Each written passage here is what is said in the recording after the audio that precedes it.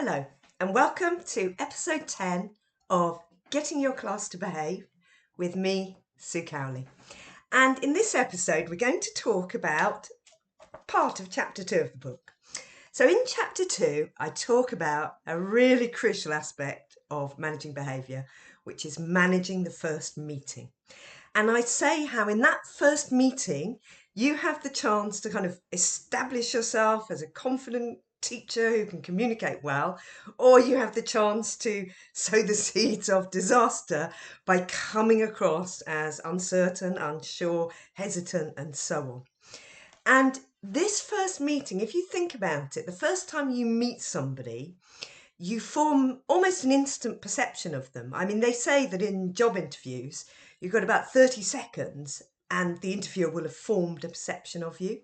And it's exactly the same thing for children and young people. They don't know you. They might know a bit about your reputation if you've been in the school a while, but they are forming an impression in that first meeting that will persist. It doesn't mean you can't do anything about it if it doesn't go brilliantly, but it is a really crucial moment.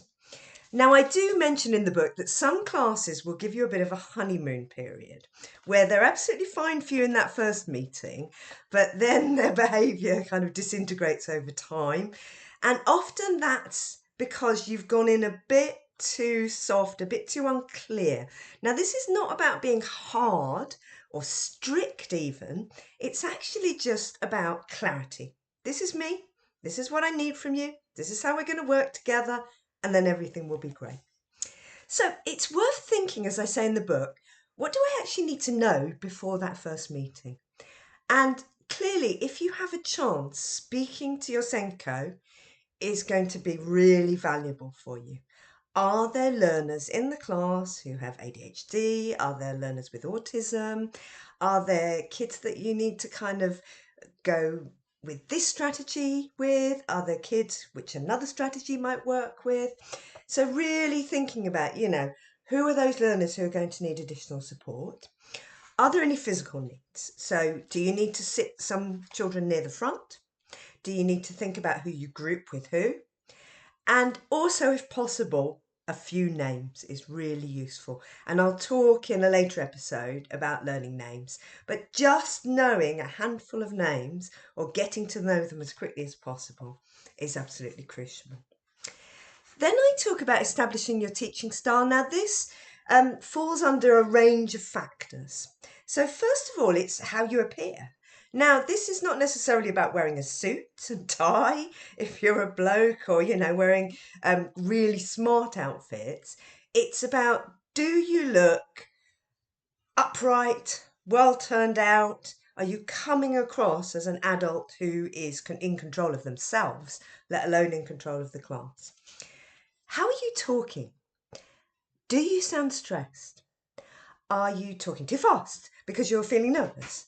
And if you're a new teacher, that will tend to happen. You will tend to talk slightly faster than you should, which means that the children or young people will find it harder to understand you. I talk about, does your voice sound confident or timid?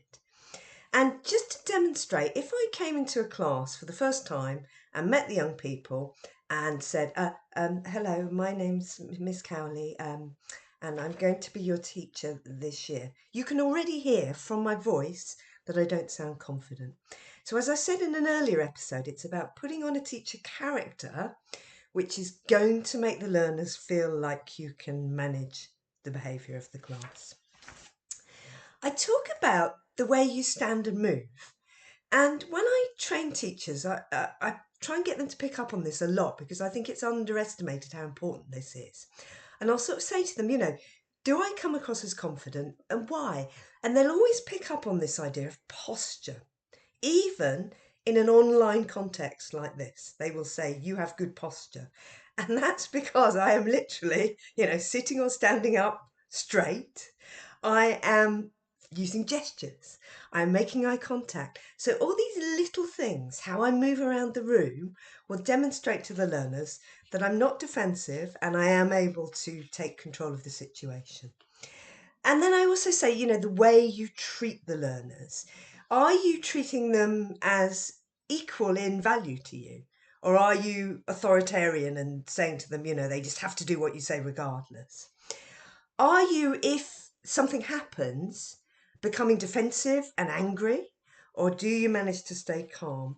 And something I always say to new teachers is actually, before you can manage behaviour, you have to learn to regulate your own self and your own emotions. And then I talk about the way you start and finish the lesson. And never is this more important than in the first session, that you leave yourselves plenty of time to finish off the lesson in a calm manner, because that is the impression that the learners will be left with as they leave. And then finally, I talk about the what kind of teacher character are you trying to achieve? Are you firm but fair?